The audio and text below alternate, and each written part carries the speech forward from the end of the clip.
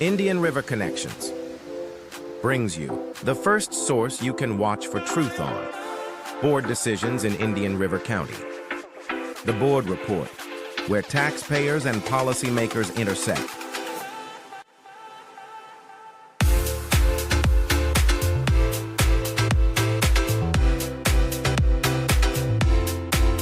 Be sure to subscribe on your favorite platform to get notified when we go live on Fridays at 7 p.m. Visit IndianRiverConnections.com for more. Sponsored by Gus Curran's House of Champions.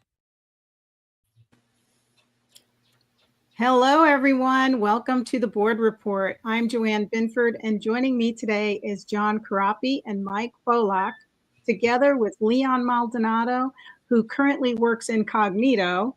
We are the managing partners of Indian River Connections, and together we created the Board Report and the People and Places podcast. So, John, tell everyone about what we do. Well, it started out as connecting people in places, and that's what we try to do with the Indian Connections, along with the Board Report, keeping people informed on what's going on locally with boards, and and different upcoming events that are meetings that we should attend, seeing where your taxpayer money is going. Just like Mike made up the slogan, where taxpayers and policymakers intersect. So that's what we do. And then we also provide services for local businesses to market and get good outreach and reach new customers. And then we also want to thank Gus Curran's House of Champions for being sponsor of the Board Report and being a partner of what we do at Indian River Connections. Mm-hmm. Yeah, I'll add to that. It's I don't know what we expected when we started Indian River Connections. I do know we planned on connecting an audience with players in our community, just like our intro kind of says for the Connecting People and Places podcast. And the Connecting People and Places podcast kind of brings us back around to that. If you guys want to do a flashback, our first one was with Caps Pizza, John and Jess, and it was kind of, if you look at like a long TV series and you look at the first episodes compared to the last, we haven't been doing this for very long, but you can tell we've come quite a ways. And now we do a lot of our stuff virtual because it's convenient and it makes people a lot more accessible and comfortable. So we plan to do a lot more of those. I think we're going to be, I'm hoping, with a new partnership, a new sponsor to that other podcast, we'll be bringing more of those Connecting People and Places podcasts that are featuring sponsors. Like we're going to do, it's not going to be just these sponsors, but we're going to highlight some sponsors that are actually putting their wallet out there instead of just their mouth. So we started working with Voices for Children of Okeechobee and Treasure Coast. It's a mouthful. Yeah. They're kind of doing a building campaign for their organization, and they kind of cover our area, but you wouldn't know it. So we're hoping to not just increase their exposure in St. Lucie, Okeechobee, but also Indian River, because we are all the Treasure Coast, and we did a Connecting People and Places with them, with 2 board members today, and should be out next weekend. They're a great couple of people. We haven't met them all yet, but we're looking forward to doing some business with them and helping support their cause. They've got a ball game, right, John? Yeah, they have the upcoming on April 18th. They have the Home Run Heroes baseball game with the St. Lucie Mets, and so I guess every a little bit of the portion of the ticket sales goes to Voices for Children, Okeechobee, and the Treasure Coast. So if anybody's interested in going to a ball game, definitely grab some tickets and support them, because they really do a great job in the Treasure Coast.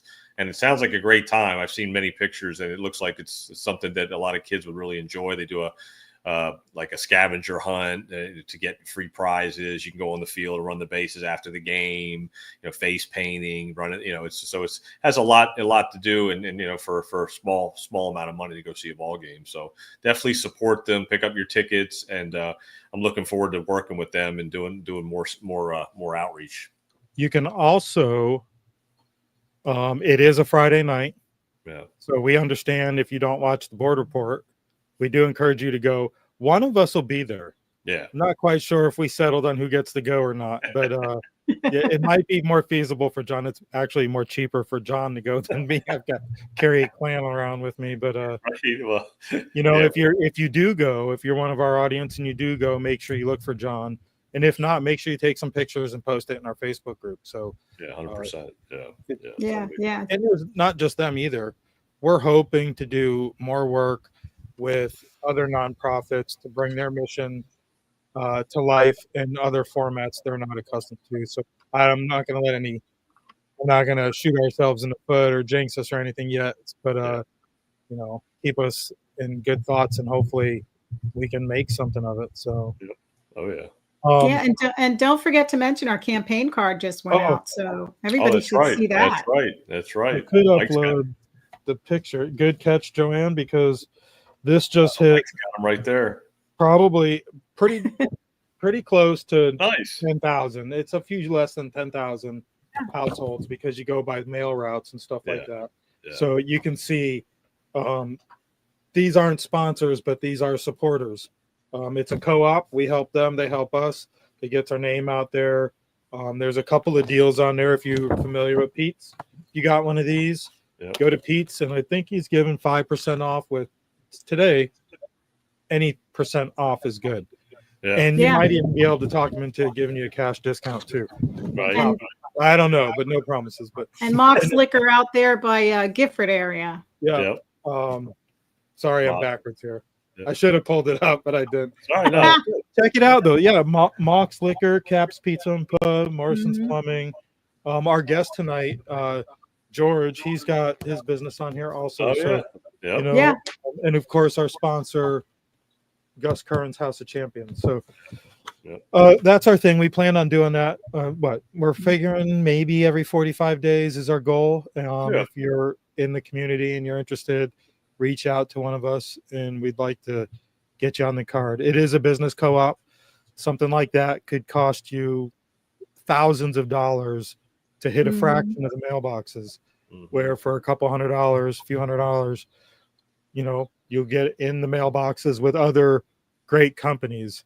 We're not just taking anybody who calls us or not. You know, I hate to say it, but we're actually targeting businesses that we know have good rapport, Mhm. good community, good customer Good service, services, good, yeah. right, good reviews, Yep. and you know, do something for the community. So Mhm. Yeah. other than that, I mean, make sure you like and follow our pages everywhere. Yep. Yeah, yeah. And Yeah. we have a great show tonight, guys, right? Yeah. Yeah. We have who do we have in the back? We've got George Cologne, but before we see George, let's talk about the Sunshine Journal. They just put an article out on what happened at Sebastian River High School. Oh, that's Big right. news. Whoa. That's right. Big news today. Let's start. What happened? I didn't even. This is breaking to me. What happened? Yeah. So I know John, Mike, you were reading the article. I was looking at it too as well. There were 2 kids involved. Sunshine Journal put it out there. His name is Deja. What's his name? Deja. I don't know. I couldn't pronounce it. Dejavon Scott. He got into the school. A friend let him in and was arrested. He was a then student. I guess he wasn't allowed to be on campus at the time. So Oh. Is that what it Um, was? I thought from it what it sounded like is, I mean, they caught him with a vape, which right now, I mean, it's like a felony on school grounds almost. You know, so I was wondering if it was why his friend let him in. But I don't know. There's not like, I don't mean to cut you off, Joanne, but there's not much to the reason. Why did the kid let him in the gate? And the way the first communication came out was almost like when they attempted to detain the 2 high schoolers, one reached for his waistline. Yeah. And then the communication from the sheriff's department almost made it sound like the officers retreated, which I don't believe they did. But it just their communication, it was the suspect reached for the waistline, but was ultimately apprehended. Why? Yeah. why was it a code red if it's just a vape? Somebody, well, they didn't know about the vape. They thought okay. him reaching for in his waistline might have been a weapon. Yeah, But okay. there was earlier reports, because I was getting text messages at 7:30 this morning, that there was a shooter at Sebastian River High School. So of course I go on and I don't see that. I see almost exactly what Thomas was reporting, except with Yeah. more details of an arrest. But there was nothing about a shooter. So I mean, again, I think our community has a very bad case of false information and fear mongering, probably amongst the same circles we see gathering on the weekends on Route 60 and 58. Yeah. What do you Besides think about the reports that parents were testifying that kids were leaving the school and Well, just they were. heading to Publix? Well, And Publix is a designated meeting spot off campus for this reason. oh, it is. So the school board, when they finally released their message at 2 something, 6 hours after it happened, I think, or 5 hours after it happened, they blamed a glitch. It could happen. We have glitches, but they said there was school staff there to meet and greet the students and make sure they were safe. Other parents commented on Thomas's article and said there was no school staff there at all. So what happened was, I believe kids were coming to school as this was happening, and when the school went on lockdown, they couldn't get in, and the hysteria broke out. So there was no clear message. Now we know the school district doesn't put out a message yet until they deem it safe. Yeah. But at the same time, this is a big concern for parents like myself and other parents when it comes to cell phones on campus. Yeah, 100%. Jennifer Pippin, our contributor, got a phone call from her son who said what was going on. They didn't really know what was going on, but the school was on lockdown. It was a code red. They were at Publix, and he was bringing other kids home because nobody was giving them any information. Nobody knew if there was a shooter or what.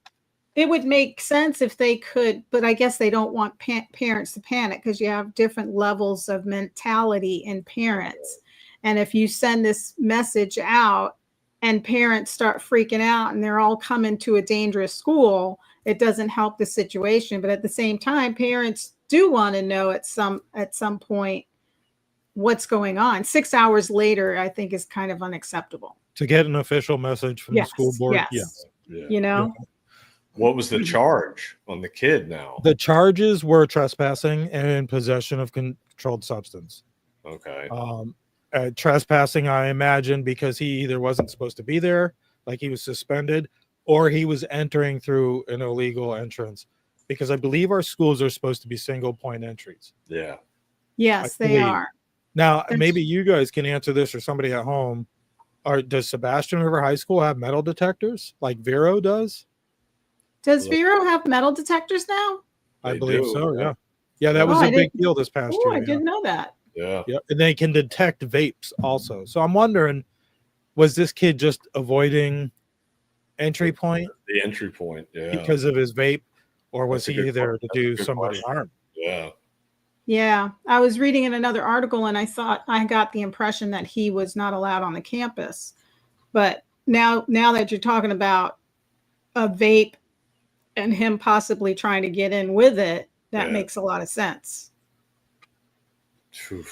From our experts, Kevin McDonald, who's a repeating contributor, said the district does have a mass phone calling communication system, which I know.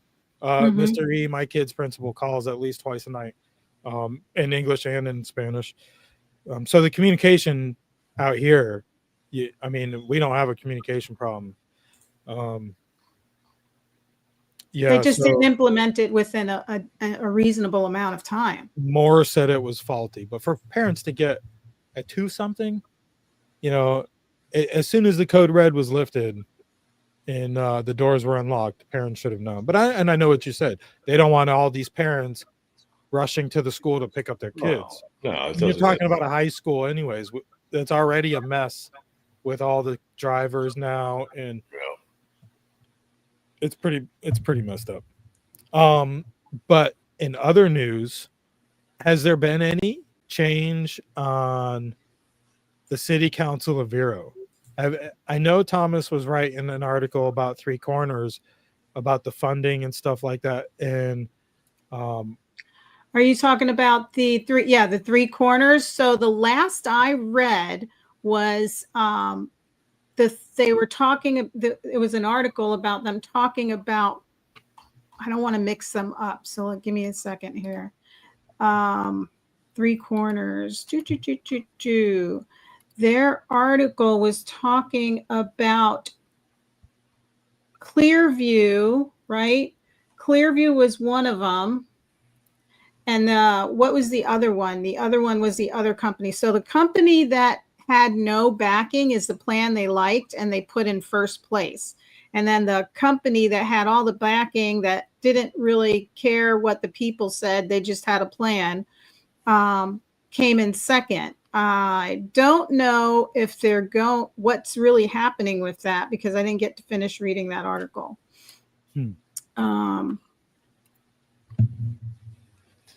Yeah, this school thing, that's still freaking me out. I just saw another text. It was actually communication from the superintendent about the phone calls. But as far as the Vero Beach City Council goes, it's a shit show, is it not? I mean, they have a problem with their financials. They can't pass an audit. No. Their water sewer systems a shit pot to the tune that the governor is going to grant them almost $12 million to fix it. No. Big Blue is an issue. I'm not even a Vero Beach resident. I know. Like, keeping up with a little bit, you've got, I hate to call out some of these elected officials because it's a sacrifice on their behalf for most of them, unless they're reaping some kind of benefit like a liquor license or a canopy. But besides that, I mean, we see stuff like this coming out of New Jersey with board members wanting dildos dropped off, and they don't want their police officers to receive funding or training or because it's the current administration or whatnot. So I think Vero Beach, man, needs to get their stuff together. And I put out an email on behalf of Indian River Connections with an open invite to 3 city managers, because it's the only 3 I could add time to email, to Monty Falls, I believe, is a Vero Beach. There's an intern city manager of Fellsmere, and there's a city manager of Sebastian. I can't remember all their names, but if they email me back, I will. And we'd love to have them on. I know it's hard for elected officials to come on here and talk about current events and current things they may vote on, but if anybody's out there that could speak on behalf of the city or goes to the meetings that wants to give us your take on this stuff, please reach out. Hopefully we get some city managers on the air, because I like to get some of their take on it. We can analyze what they're telling us for what their motives are, but I'd like to give them that opportunity for us to do that. It makes sense. So in Sunshine Journals at Three Corners, it says here on the bottom here, during the public portion of the meeting where committee members discussed out loud and posed questions to representatives of their financial advisor, PFM, it was reported by committee members that the Blue, that was the other one, at Vero Beach team would develop in detail what the community wants, essentially adapting their skeletal plan in an ongoing discussion with Vero Beach residents. But Jeffries said, we're not going to go through that charade process again. So what does that mean? He doesn't want to do the one that people want. Yeah. We need a new board. We need a new city council. Yeah, I think you're right. I don't want to take away from our guest because George has quite a bit of expertise to bring to the table with other issues penetrating our community. So if you guys are good with it, I'm going to throw us to our sponsor. And when we come back, it'll be Joanne and George, correct? Yep. Yeah, because, we'll be discussing the challenges facing Indian River County's addiction, alcoholism, and drug trafficking. Yeah, so let's hit it. Tired of the same old workout?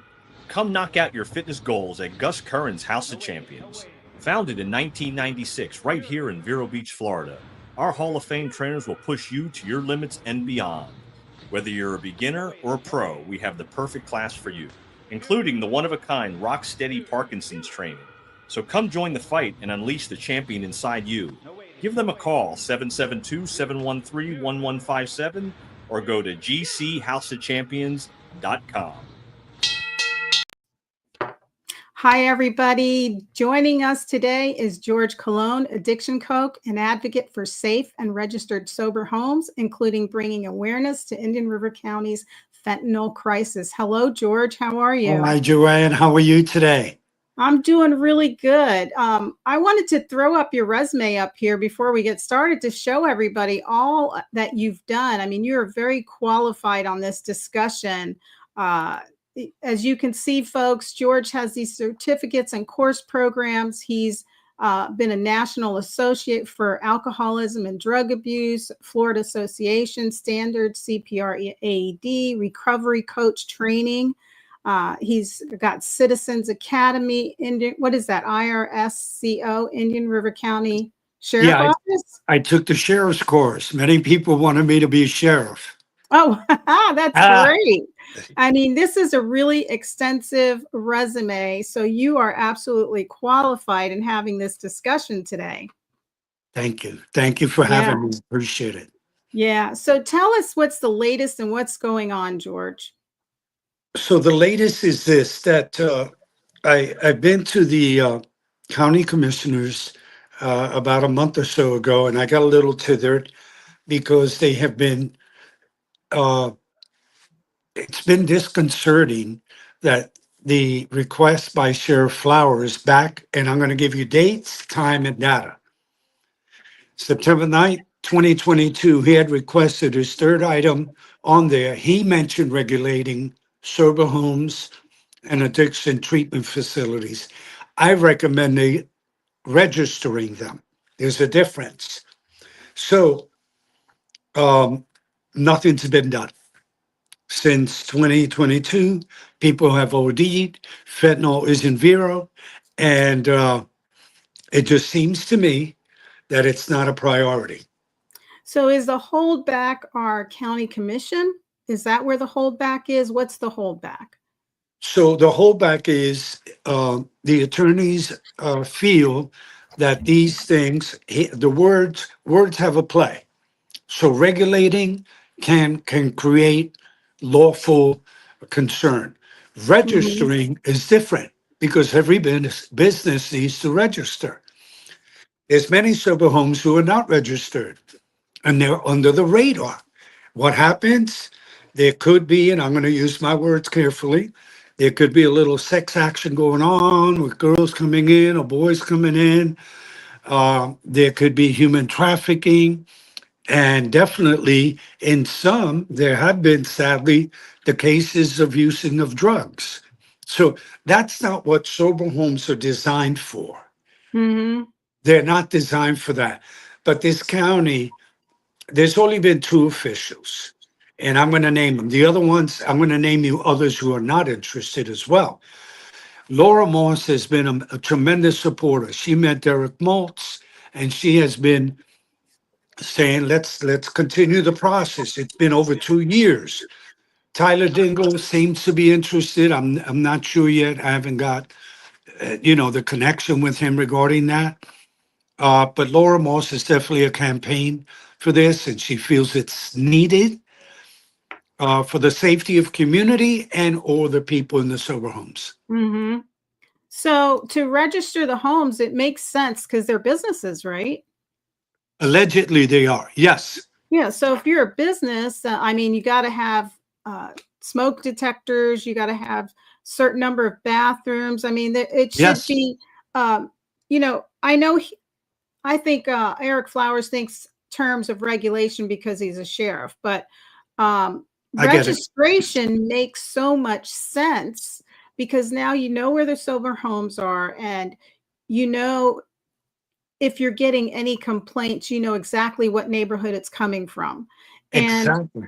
And you can make sure that these sober homes are operating in a healthy, efficient manner. Do they have smoke detectors? Or, do they have safety doors or whatever you need in a business. Like it should fall under the same requirement as businesses when they're operating. An emergency exit door. What's your fire? If you have a fire, how are your residents going to get out?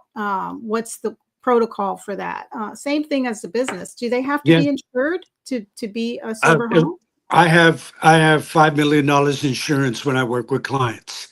So if someone dies in that sober home or ODs, and if it's my child, I'm going to own everybody in there.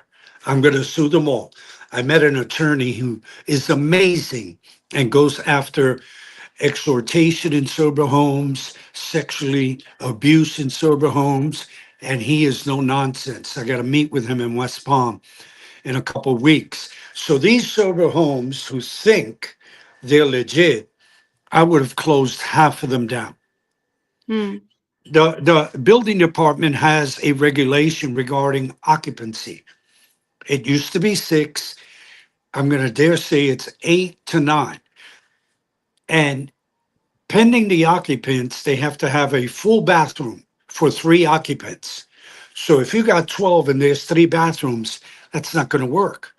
Right. I've heard of 18 in some houses here in Vero. You know why? Follow the money. Follow the money. I so wish for Doge, FBI, and DEA come. They're coming.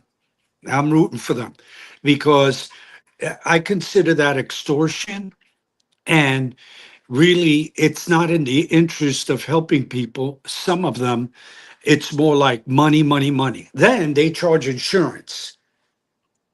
So, the longer I keep you a prisoner, then, I'm going to make more money on you. So we've got this little chart, the 10 myths of sober living and what sober living is like. No room. So, So do you see the puzzle? yeah, I see what's happening there, but I can only share my experience. So I started working in sober homes in 2010, and I did that for 3 years. And I tell you why I had to change. It was way over the top. And I saw some things that were concerning even back then in New York. And I called them out on it.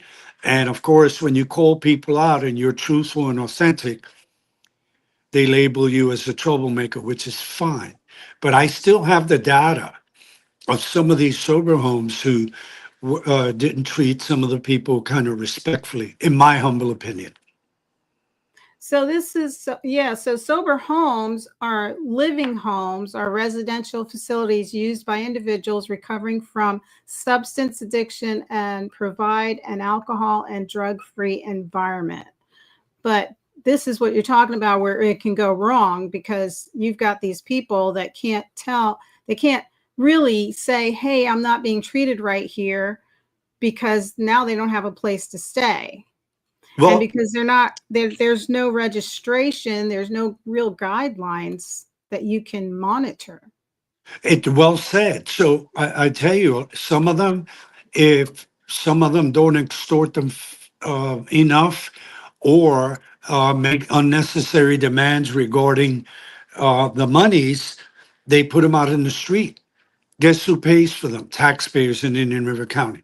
Also, some sober homes have some idiotic regulations where they penalize you money if you miss a meeting, you're stealing food, you're leaving clothes on the dryer.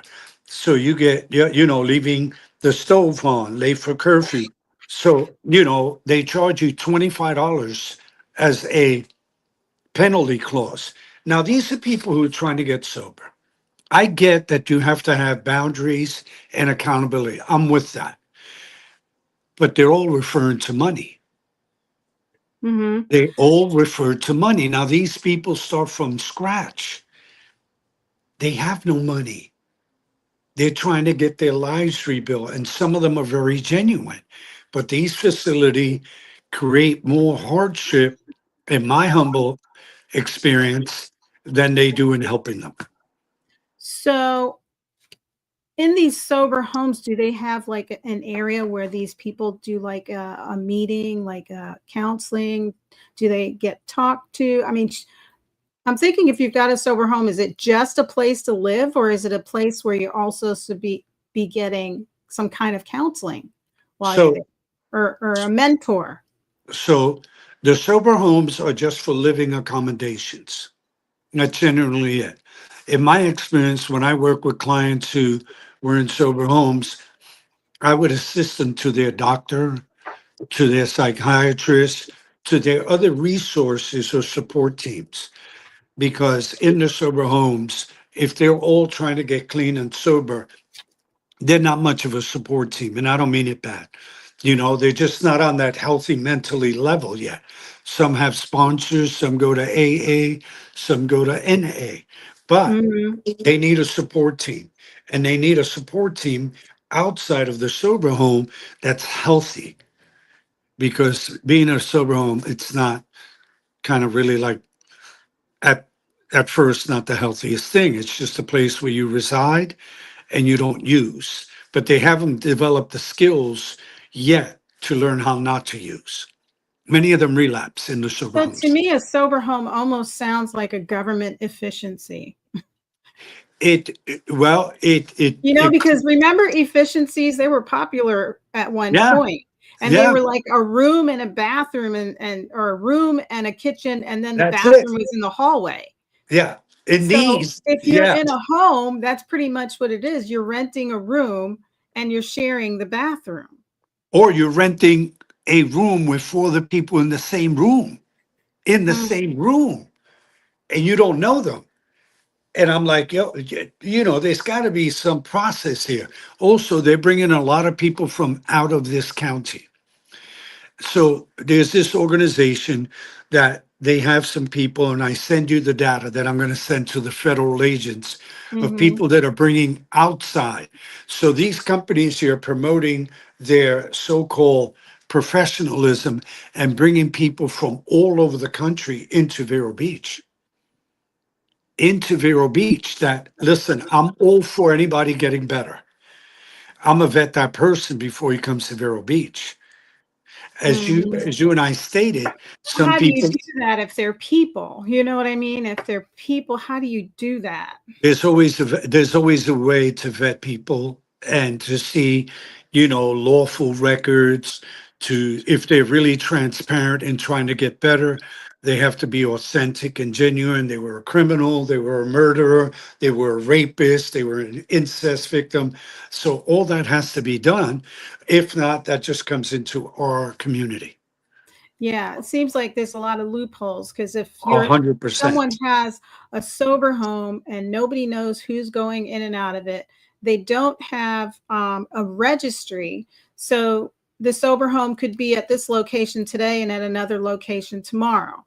Oh, it's happened in Vero. I'll give you a true Uh, example. When Mayor Brackett, I'm not fond of him, was the mayor, I spoke to him about the sober home and the issue. I did not know he was renting to someone I'm not fond of called Pedro Barbones, who owned Phoenix Well Rising. Well, guess who Brackett was renting to out west of town at 90th Street or so? He was renting to the Phoenix Well Rising, ah, a drug rehab. And when I talked to him about it, oh, I'm going to get back to you, my attorneys. Well, of course he's not going to get back to me because he found out my family is ex-FBI DEA. Follow the money. Now, what's going to mhm. happen is all these people in this community who think that it will not be exposed, it's coming out. It's coming out. So he can be a Republican, whatever he is. But I'm going to tell you, when this comes out about what he did in this county, knowing what was going on in Phoenix Well Rising with this guy who was sketchy, in my opinion, he's good friends with Michael Marsh. That tells me a lot. That So tells me a lot. Phoenix Well Rising, is that another sober home? That was a sober home that went supposedly defunct because Ah, you know what happens. The money, not enough money. They closed. That's yeah, how because Pure came into place. He was the mentor for the people who own Pure. and So figure then out, you know, Yes, because I have this list here that I got from you on all of, actually, there's more sober homes than I thought we had. I've got 1, 2, 3, 4, 5, 6, 7, 8, 9, 10, 11, 12, 13. There's 13 on here that I checked all the phone numbers and to see if there were any address changes, and they're still around. Oh, yes. They're still around. And sober houses, are they kind of different than halfway houses too? Because, or can these be considered halfway houses as well? So the terminology, so a lot of them hide behind the loopholes with terminology. They'll say, oh, it's just a halfway house. Oh, it's a sober house. It's all gaslighting, right? The same shenanigans go on some level in each house. So they have to change the names, because if law enforcement did their job and they would go and check out what's happening there, some of these places, they would find maybe needles, crack pipes, maybe a little use of fentanyl, but they just don't seem to want to do that job. Law enforcement. I'm talking about Indian River County and the police department here downtown. They don't want to do it. They don't. Is it because they think it's a civil case, or does it get into the civil area of it? Like, like when they go to somebody's house and they're having a fight, that there's different reasons why they don't arrest people during the fights and stuff like that. I don't know. It just Okay. seems like what is the excuse that they're giving? Like, what is the real reason? My cousin was a DE agent for almost 30 years. If law enforcement finds a way legally to find information, I get information. I'm not law enforcement. I get Yeah. all kinds of information. If they're really interested, they'll find a way. My cousin, Derek Maltz, Cordell Chapo, he found a way. So Mhm. if law enforcement wants to do their due diligence and claim to be protecting the community, I'm going to tell you what I told the county commissioners. I told them all, if one of my grandchildren died from fentanyl, you don't need 911. I'm handling it. I'm going to take the law in my own hands, and I'm going to invoke my Second Amendment, because you're clearly not qualified to protect people in the community. It didn't go well.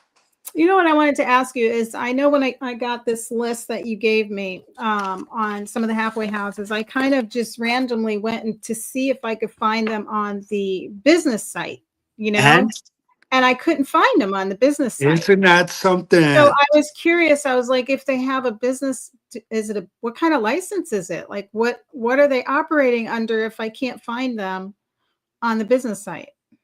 That's a great point you bring out. So what happens is, when the sober homes are discovered, they're kind of, I call them flop houses.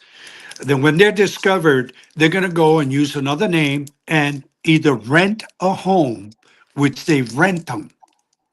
Most of them don't own them, right? So they rent a house, they give the landlord all his money. Oh, we have a halfway house, sober house.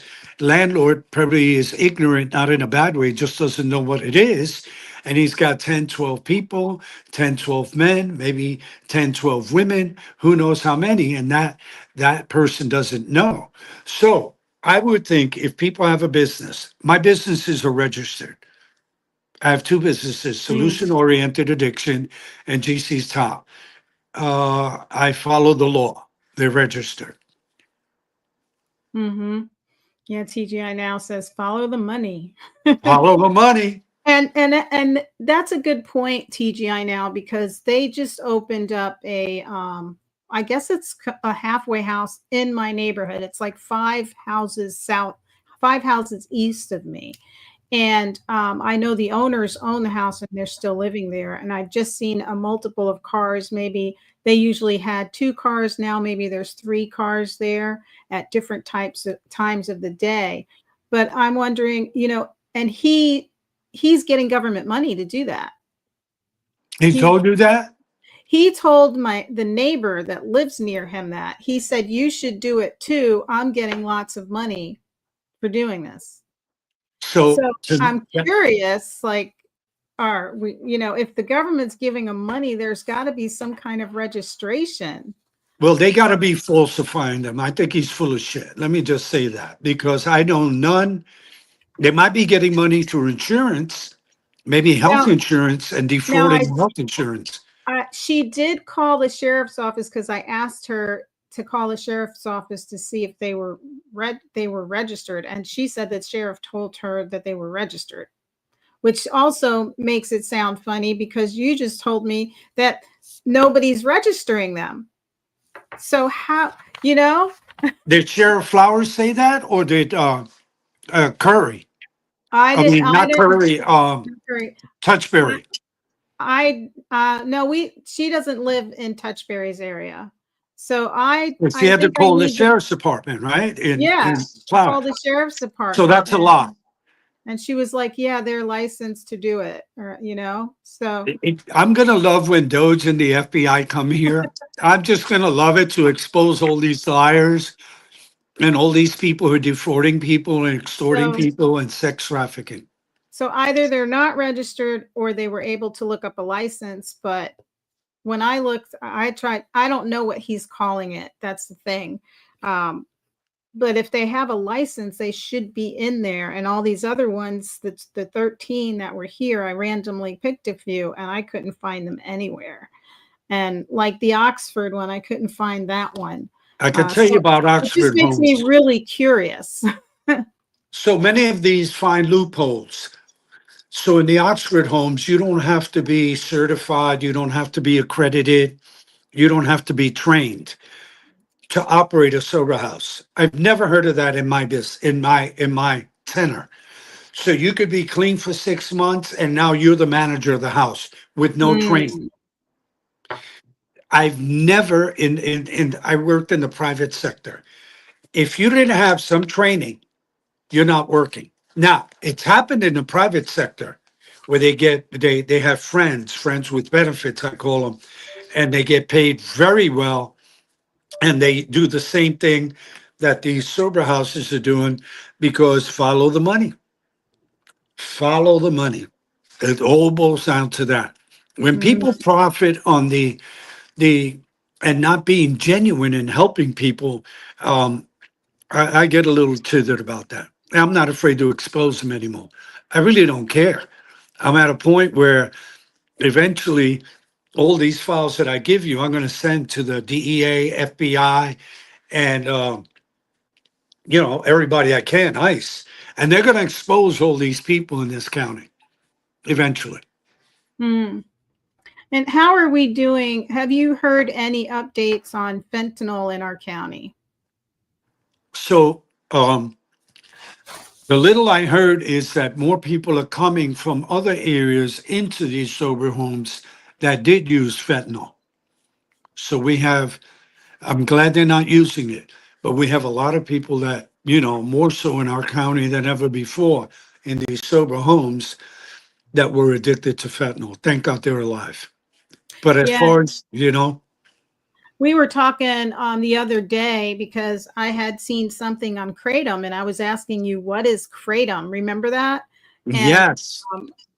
That was very interesting because you can get that over the counter still. And when you were talking about people that coming into halfway houses that were victims of fentanyl addiction, would Kratom be something that they would lean to when they're trying to get off of fentanyl? 100%. So what alcoholics and addicts, some have done is they turn to other. There's a drink that says it's very low alcohol, 2%, Kumba something, I forget the name. People resort to Kratom, which is very addictive as well.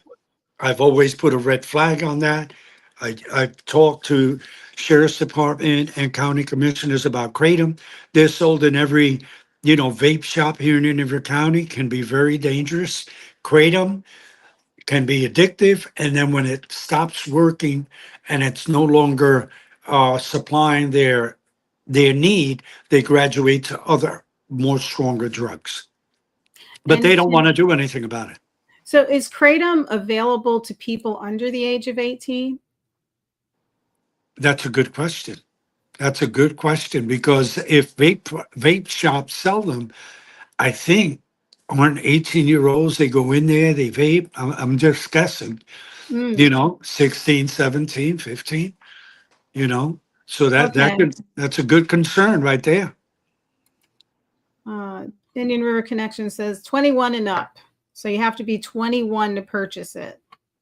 So Mhm. that's settling at That's least, good. At least, yeah. because the kids can get their hands on so many things today. But even if your kid, I remember when I was 18, some of my friends were 23. So whatever they had access to, I pretty much had access Yeah, to. they share it. It's like, let's share it, all this You know, stuff. Yeah, I get it. if your friend has access to it, so do you. Yeah, exactly. Yeah. There's, and if you're underage, because even when I was 16, some of my friends were 20. Yeah. Yeah, it's like it's really scary because that can actually end up in a teenager's hands. And kratom, is that something you can put in a vape pipe or? So there's been speculation and talk that there's fentanyl now in vapes. Oh, Uh, wow. oh yeah, it just came out this week that be very careful with vaping because either kratom, I'm not sure about kratom, but I know they suspect that fentanyl now is in some vapes. So Wow. what we lack in this county, and I'm going to be very transparent, there's the mental health services. They're all in cahoots. They get money. They get funding. They get taxpayer money and money. They want to talk about vaping in the schools. I want to talk about opiates. I want to talk about fentanyl. But these people are all in cahoots. They rub shoulders with the sheriff. Yay. They cheer for him. Yay, yay, yay. And they don't know half the shit they're talking about because half of them have no education. They have a used up master's degree of 10, 15 years ago, and now they think they're eloquent in the field of addiction. And they have not worked in it other than what they do, which is in an office. I'm a hands-on, I'm in the field. I'm Hmm. in the war trenches. These other fluffy people have no idea, but they, yes, consider themselves professional. Half of them are full of shit. Yeah, They are.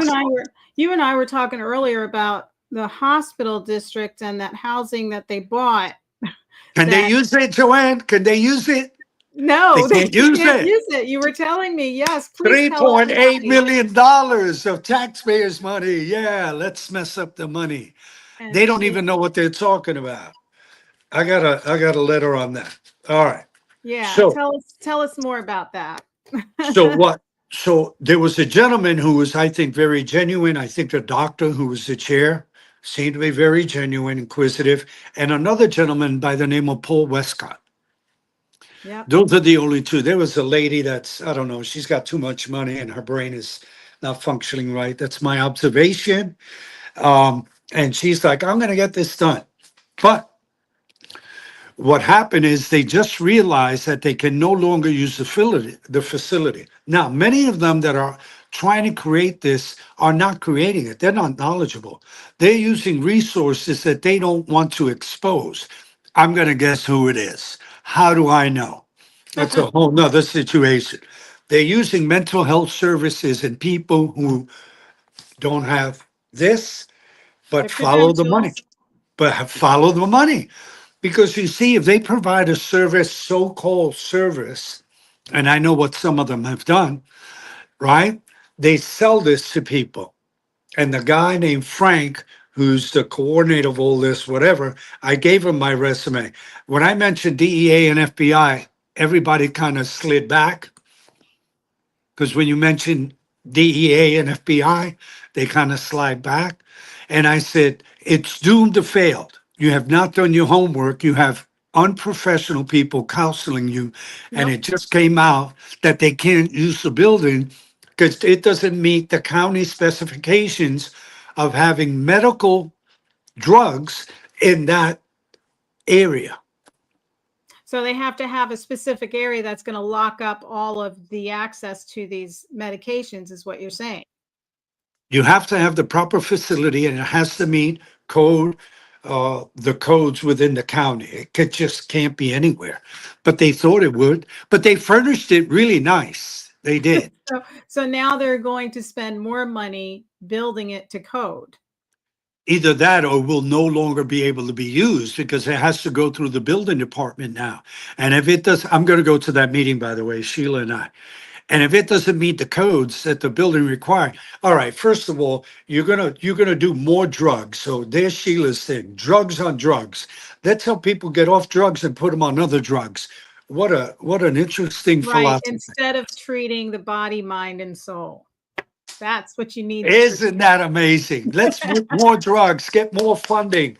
Let's get some more. Well, that's the whole plan. More pharmaceuticals Yeah. for the pharmaceutical industry to You make gotta- more money. Yeah, you just gotta follow the money. Then Just they're keep all. pumping people with more drugs, and Yep. the pharmaceutical industry just keeps getting richer. If I keep you sick and you stay there 3 months, that could be maybe $60,000. So if I got 20 people sick and they stay there 3 months, 20 times 60 is 100 and my math is bad. Over 120,000 a month. You do that times 10, that's $1.2 million. I'm just giving you some. Just I know how roundabout numbers. Yeah. Oh, I could tell you the money. I know the monies they make, and I know the Yeah. monies they defraud. They used It's to on push purpose. vivid. It's deliberate. Oh, you they're know? insane. They don't even talk to me in this county because when you're authentic and truthful and you call them out, Joanne, they don't like that. So I No. got to be a fraud in the field to tell you I'm professional, but I'm really a fraud gaslighter. That's Well, a lot of that- 60% in Vero. A lot of that comes from the connections and the chits, because a lot of these people that are in office right now at the hospital district, they're repeats. They ran before and they won again, and they had the same funders that wanted to put them in there, and they're saying all the right things for these funders that backed them and got Get them the in money. elected. Follow the money. Follow the money. So it can, and they think they're going to get away with it. Even here in Vero. Vero ain't that tough. It's a beautiful town. I've been here 43 It years. is. I But- love Vero. The reality is no one has a right to harm another human or No. impede on them getting better. Mhm. That's my philosophy. Yeah, yeah. It's a vicious cycle that we're in right now, especially with this medical stuff going on, because you're right, they all the way like Sheila Matthews talks about the ADHD, instead of treating the mind, body, and soul. I mean, these are kids that are very active. I used to say, my own son, I used to say he needed to grow up on a farm where he could go milk the cows, brush the horses. The kid he didn't want to sit still. But that, to me, that wasn't ADHD. He was one of the smartest kids in his class, but even me, when he was little, were convincing me, well, he needs to take this test to determine whether he's attention deficit or what's the other one? ADD. ADD. Where they don't like people telling them what to do, and it was one teacher that he went to school that allowed him to not have to sit down. I remember coming to the classroom and I said, "What's he doing?" And she says, "He just doesn't like to sit, so I don't care as long as he gets his work done." And he's okay. Isn't that amazing? Yeah. Isn't that amazing? Why does every kid have to sit in a chair still? He actually was standing pretty still, not bothering anybody at his table, drawing or doing whatever he was. He was like I want to say it was like 4th grade, but that was the only teacher I know in all the years that he was in school that really understood his mindset. And the kid was smart. Like he didn't have to do the work in the class and you could test him on it. His auditory picked everything up. He could be looking. It looked like he wasn't paying attention, but then you give him a test and the kid sucked it all up. Yeah. I work with a kid in Texas because of HIPAA laws. I can't give names. A genius. But he was trying to experiment like kids do. So I was his mentor and we got talking. He had Asperger's syndrome, very intelligent. And I said, don't let a symptom define you. You can be whoever you choose to be. You just can't do the other nonsense drugs. And this kid It's amazing. His mother and father said, George, I don't know how you did it. I didn't do it. I told him, when you value your life, you're a young man and you can see who you can become, you're going to thank me later. He Mm. said, George, I want to become a forensic scientist. I said, I got to connect in the DEA. And if that's what you want to do, I'll connect you with the DEA. And maybe you could do that. He went to college, he got a girlfriend, and he goes, George, thank you for not telling me not to do the other drugs. And he's 4 years sober. Mm-hmm. See, so sometimes they were going to experiment, but you have to healing doesn't mean drugs. Healing means learn how to heal, you know, without that, developing tools, communicating, therapy, outdoorism. There's so many things kids used to do. They're on the phone today. They're more on the phone Yeah. doing that shit than going out and learning how to live life. And kicking a ball, or we used to play kick the can. I Yeah, remember kick the kicking the can, can stick around in ball, the right? street.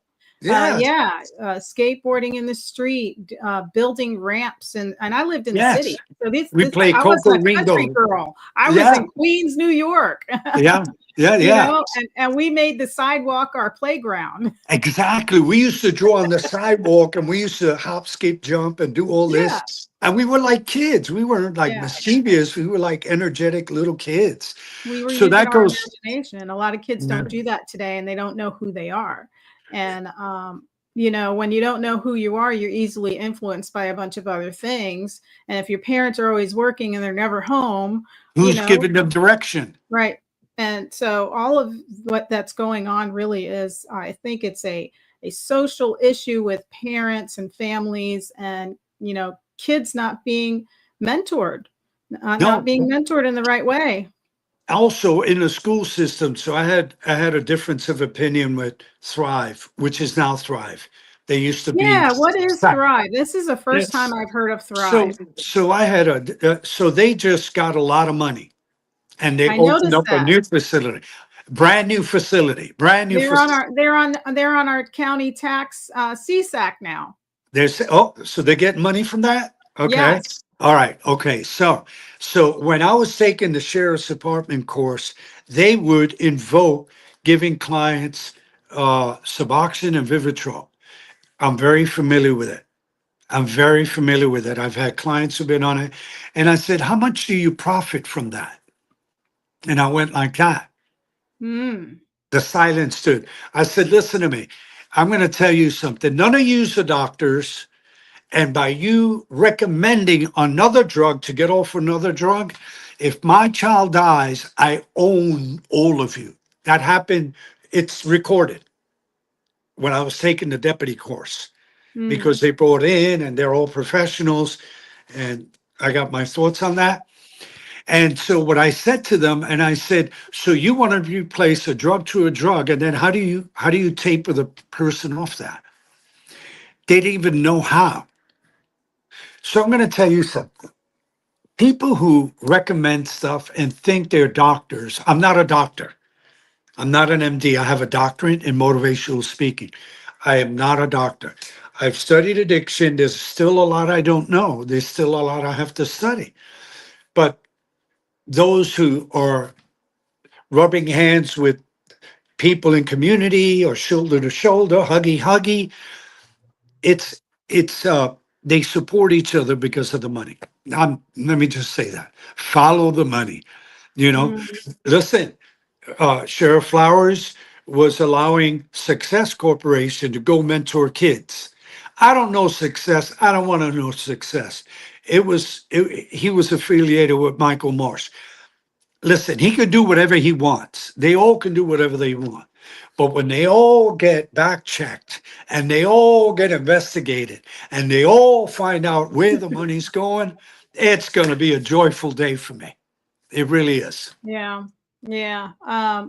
It's crazy. You know, I saw Michael Marsh working, you know, I guess he was supposed to be mentoring the prisoners at the corrections office, but Okay.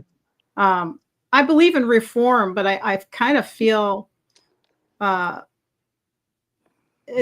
I kind of wondered about where Michael Marsh was, because he still came into the school district and his values are totally opposite of what they need to be to mentor children. Interesting, right? Right direction of the way of life. I mean, when he was at the school district, he turned the PTA into an LGBTQ partnership. Interesting, right? You know, I was like, I'm not sure how that's working. I was at one of the meetings and he was yelling at Jennifer Pippin, and I stood there and I'm like, oh, this guy. So when you don't have, you can disagree with to agree with another person, but when you defame or belittle women, doesn't he have a record of something like that?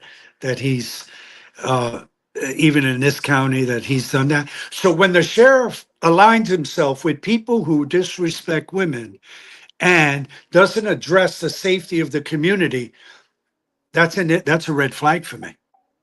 That's a red flag for me, because I don't align myself with people who dishonor other humans. We might not agree, but I could be respectful, whether it's a woman or a man.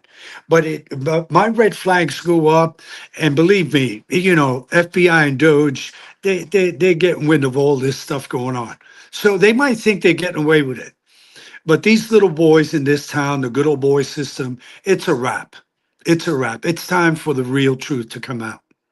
Yeah, I'd like to see what attorney could give any direction on, you know, when we were talking earlier about the halfway houses, because a lot of this mental, you know, issues that people are going through with addiction, it is a mental thing. It's a self-confidence thing. Something led them. Like, I grew up in the city. So before I head to where I was going, I grew up in the city, and I was not a rich girl. I grew up in the streets, you know, like, we were tough. We called names and we cursed and did all that stuff. We were tough girls. And I was around a lot of friends that fell into addiction, that had it a little better than me, not much better than me, but a little better than me.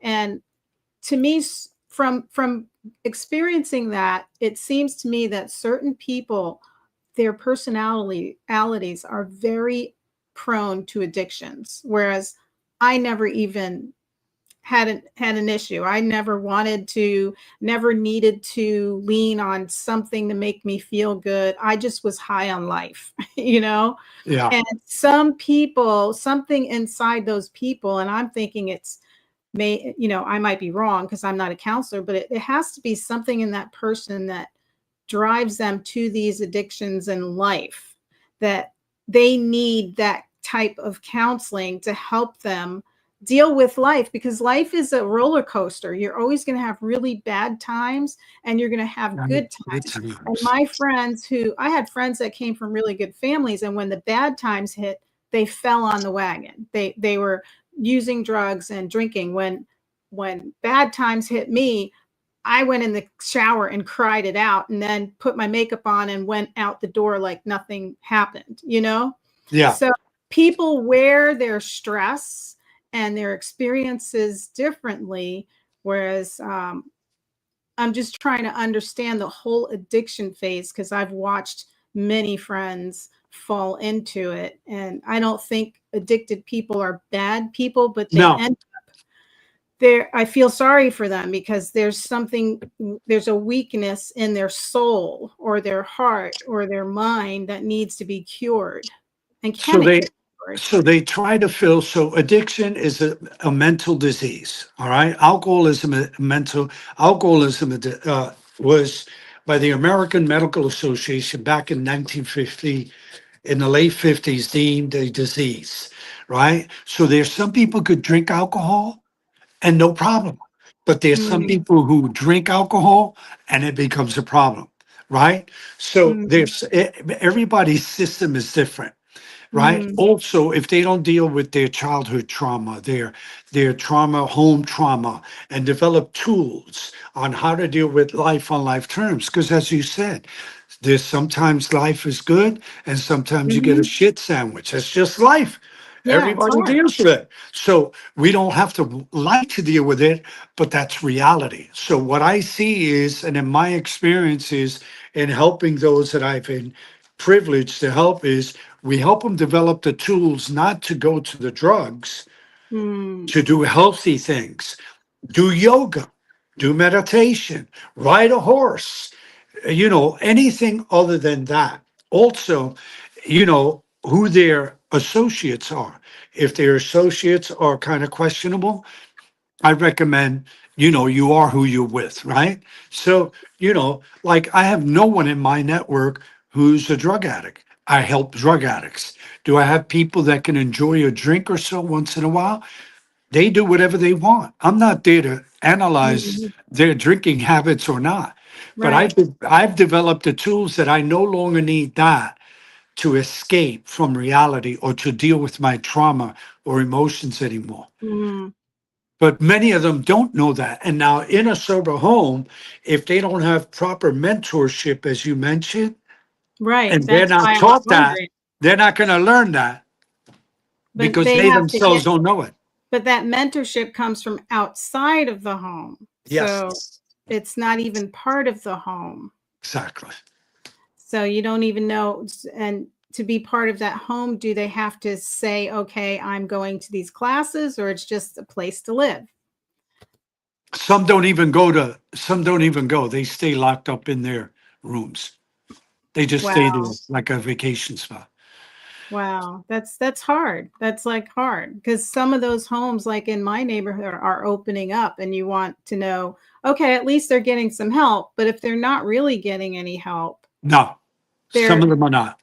that eventually, if like, even when friends that fall off the wagon, things go wrong. They either steal from you or start, things go wrong. I've Yeah, seen it in my own friends. They've had family come home that fell off the wagon. They were coming home doing good, and then all of a sudden they're gone, and the stereo's gone, and this yeah. is gone.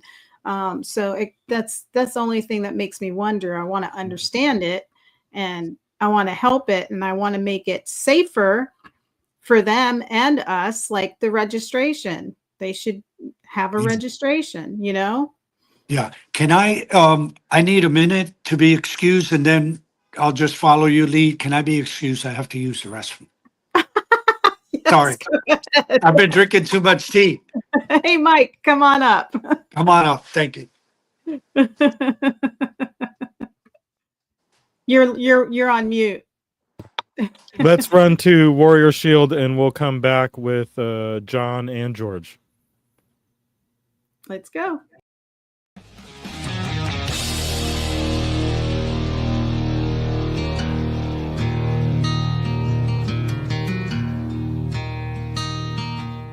Warrior Shield Foundation is here to unite, honor, and provide support for veterans, first responders, and Gold Star family members.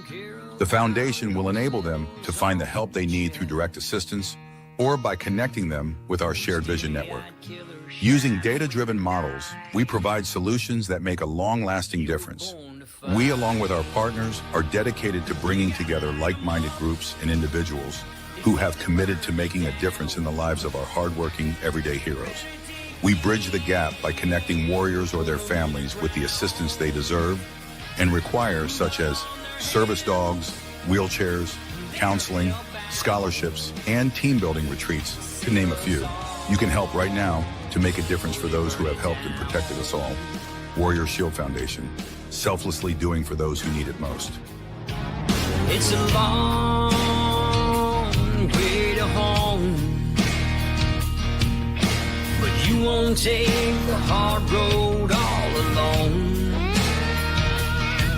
Just look to your left and look to your right. You were born to fight. Indian River Connections brings you the first source you can watch for truth on board decisions in Indian River County. The Board Report, where taxpayers and policymakers intersect.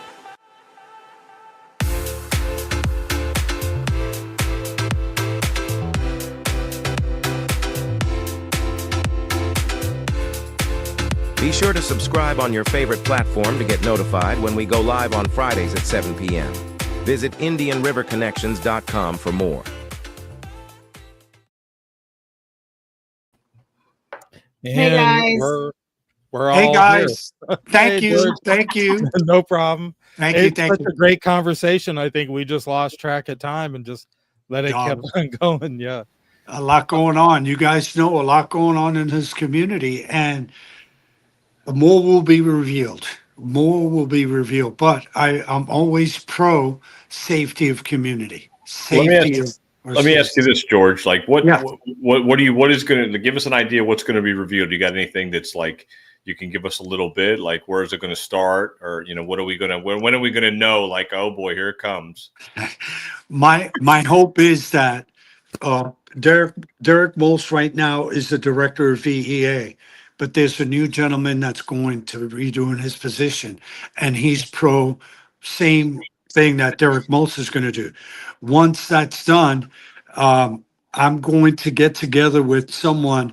All these discussions that I showed you and all these pages of emails and information that I got, I'm sending them to the FBI and DEA.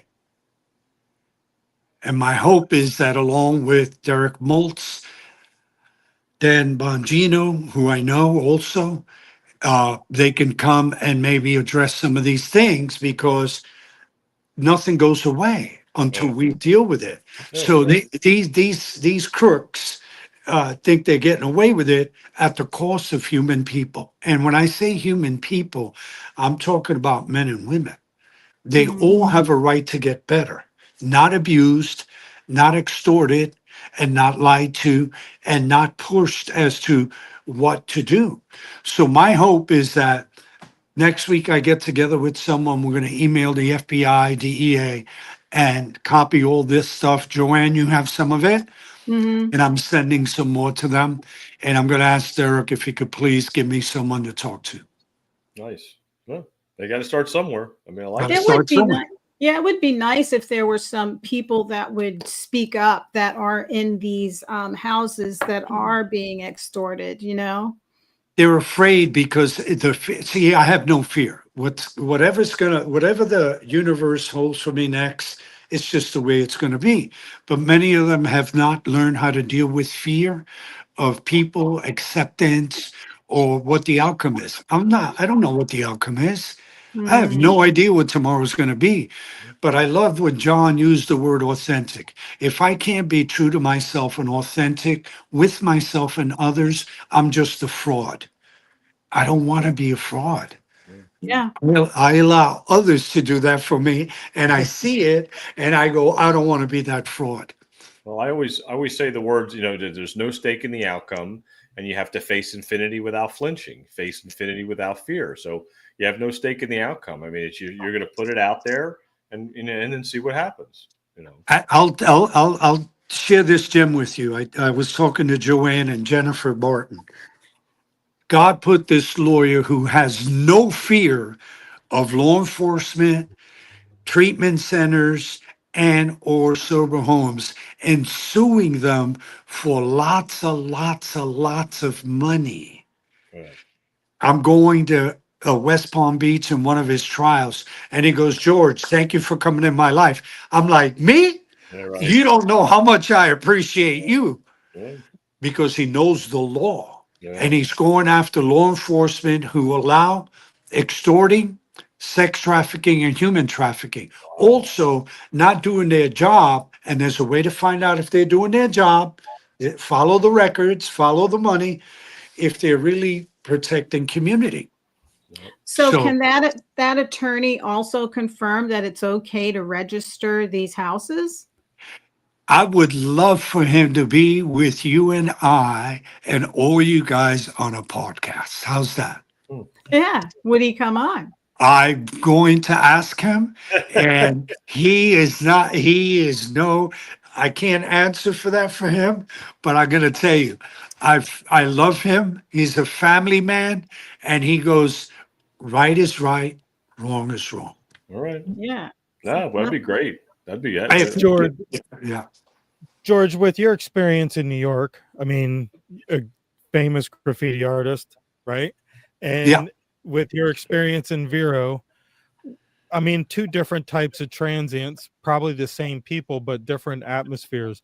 Does that, I mean, what impact does that have on Vero Beach in Indian River County being a transient's paradise?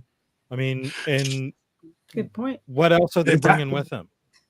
That's, you know, Michael, that's a phenomenal point. So when I came here back in 82, you know, Vero was a little Cub Scout town. It was very small.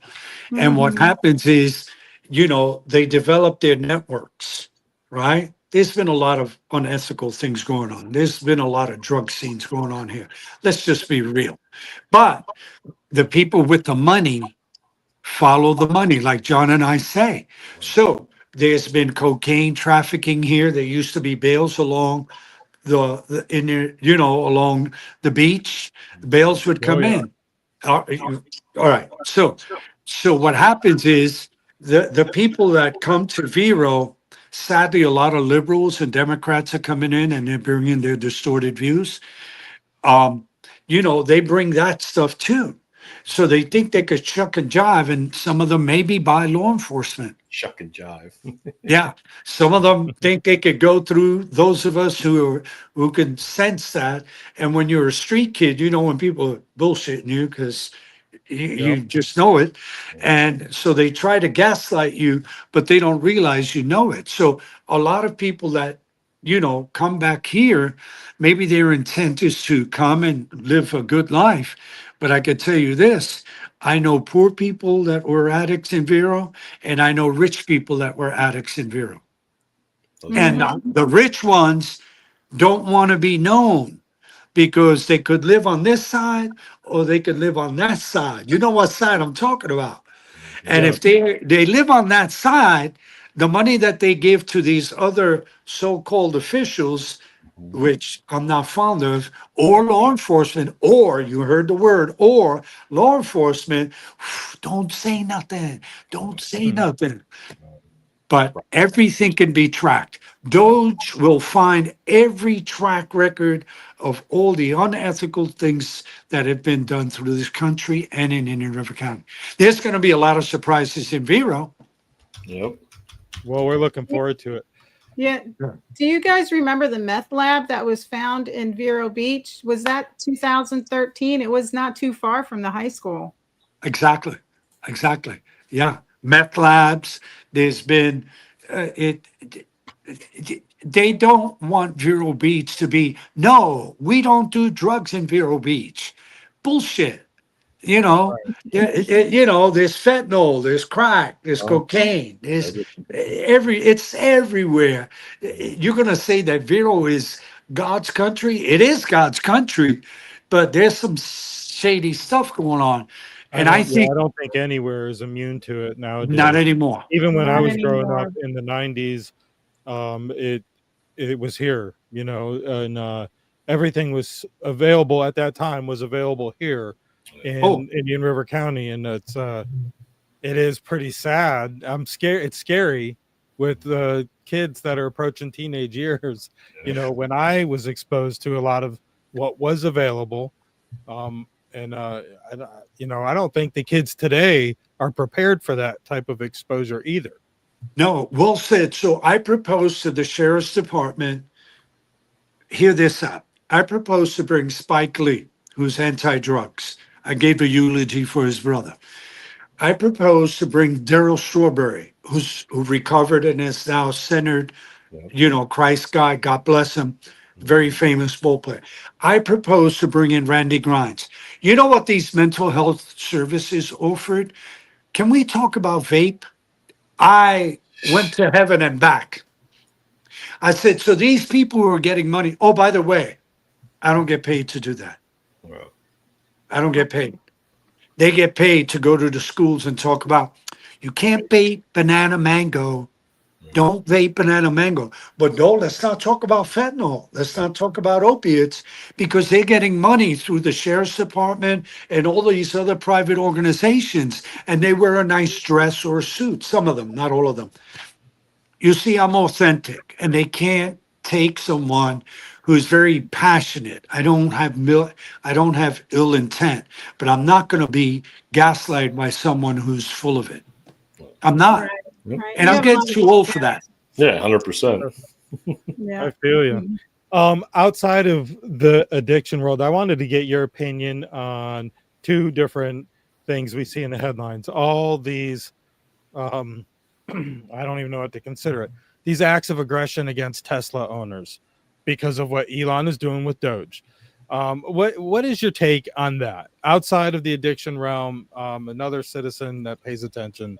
So What do what you- I've learned, and I've been invited to Mar-a-Lago a couple times because my friend Derek Mulch goes there, Tom Homan, and Dan Bongino. So I've been invited there because of the addiction.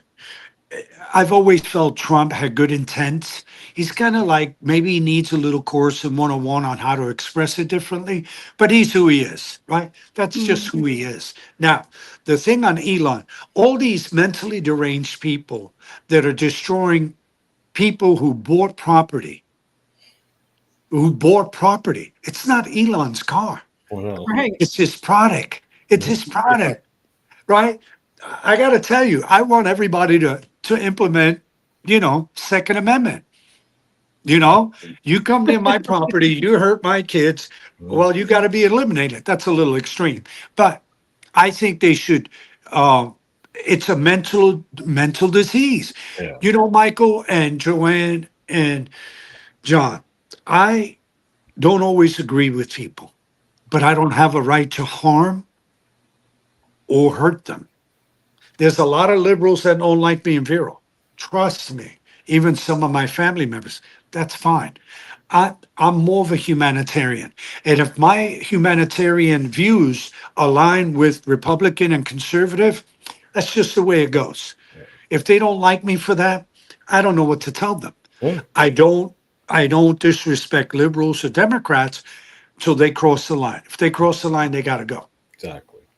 It's acceptance, all right? We put up with Bozo Biden and crackhead Kamala for 4 years. And they were the worst.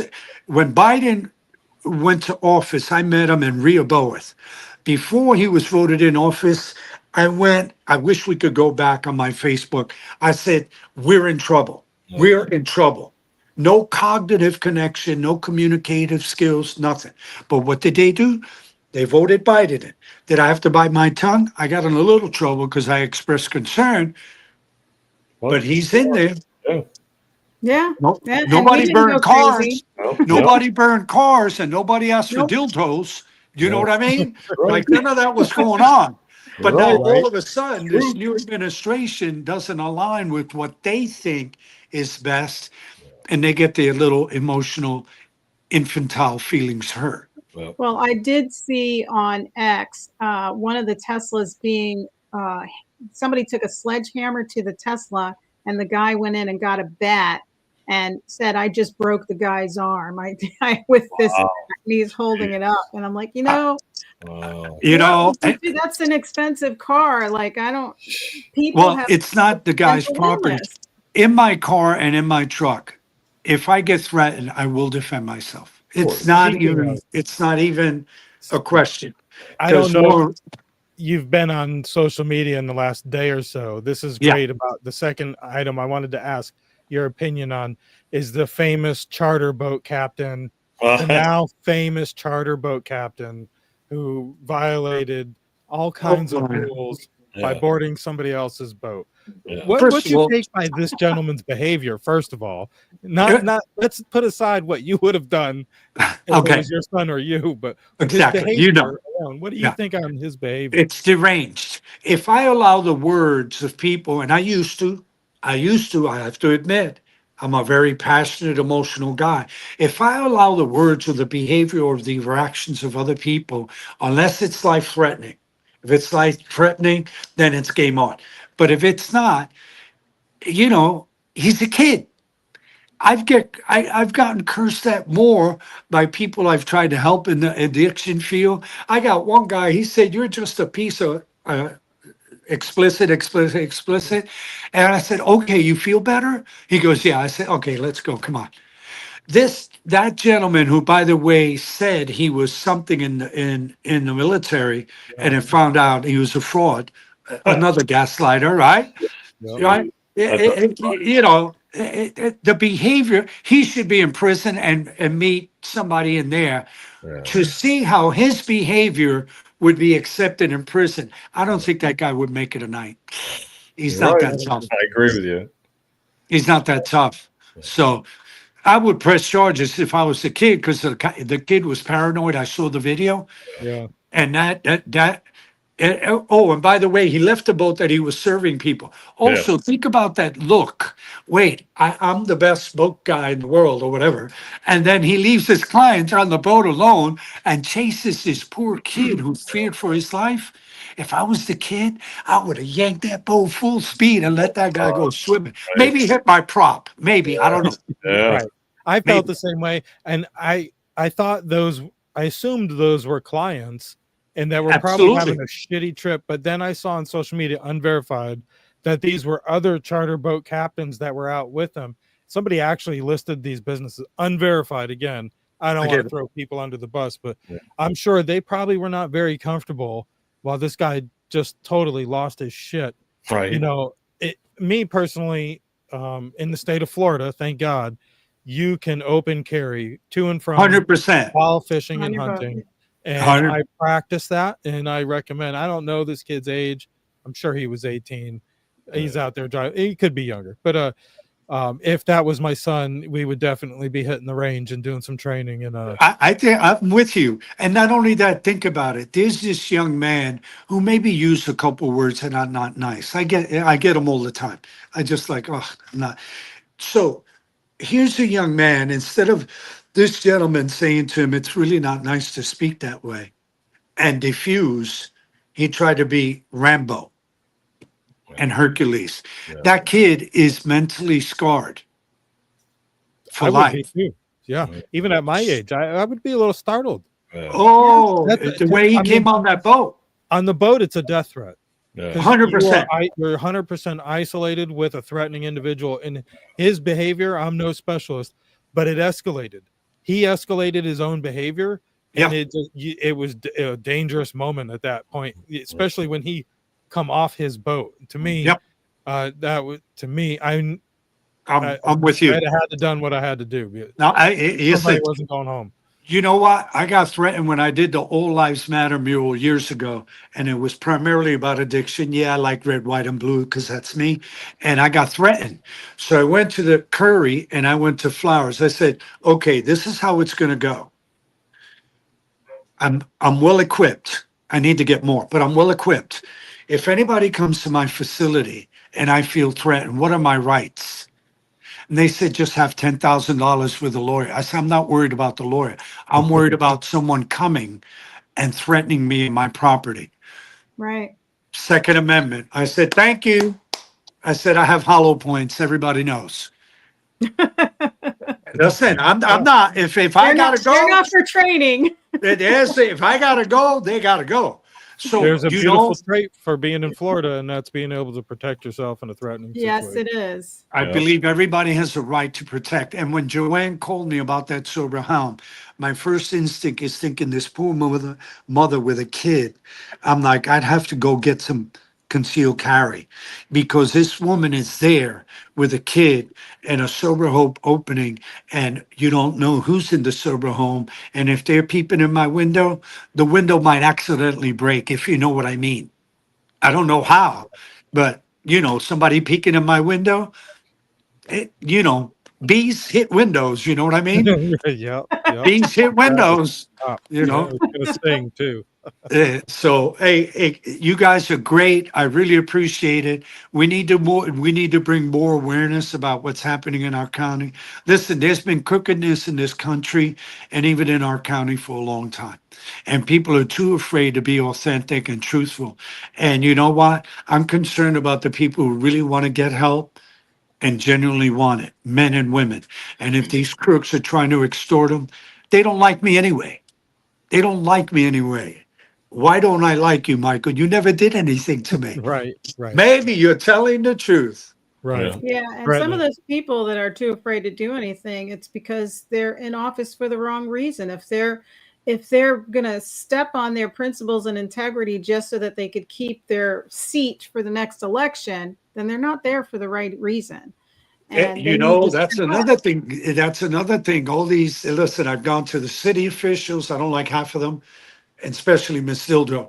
And then the county commissioners, half of them don't like me. Career politicians, the only one who has been genuinely authentic in purpose and cause and safety for humanity, the only one from the beginning has been Laura Moss. Only one. There's a lot. I'm It says talking a lot. about sheriff, police, city, and county and county commissioners. The only one. She has my resume. She goes, George knows what he's talking about. You know, Tom Holman, Derek Maltz. He said he's going to invite them here, and they don't think they're going to come. And she goes, Well, they don't believe you. They'll believe you when they see it. when they get the knock on the door, or when they get their subpoena, that's when they'll know they've been really exposed. Well, they I are would- all welcome on the board report. Yes. Oh, nice. I would love And that. we'll do a special connecting people in places. I think it's podcast. great to connect people, man. Yeah, I would It love to have is. them on. Well, Yeah. this is another great episode. I mean, last week was what, 90 minutes? We're pushing 90 minutes now. It's great stuff, George. Thanks for coming back again. Thank you. Your time is valuable to us, and I'm sure it is to your family too. So Yeah. thank you again. You guys got anything else for George? No, that's it. That was No, great. just George, don't forget to ask that attorney. We would Yeah. love to. I'm or going to to ask have him come Ryan, in. and I'm going to ask Ryan if I may, with your consent, if he says okay, can I give Joanne or Michael or one of Yeah. you guys this number? I try to do the right responsible thing today. You know what I mean? If he Yeah. says yes, you guys are going to get a number. That's great. Well, this was great information. Thank you so and, much. It's important for our residents to know, because you know what, guys, a halfway house or sober home could be opening up right in your neighborhood. Right. And I want you to think about that. And they don't have to be registered. So think about it and decide how you would feel about that. And maybe if you express that to our county commissioners, we might get them registered. There you go. Thank you so much. I honor you all for allowing me to use my voice for the safety of community and for the sacredness of human life. Thank you so much. All right. Thank George, you, George. Thank you. Thanks, guys, and we'll see you next week. Make sure you give us a like and a follow on all the major platforms, and have a good night. Good night. Indian River Connections brings you the first source you can watch for truth on board decisions in Indian River County. The Board Report, where taxpayers and policymakers intersect.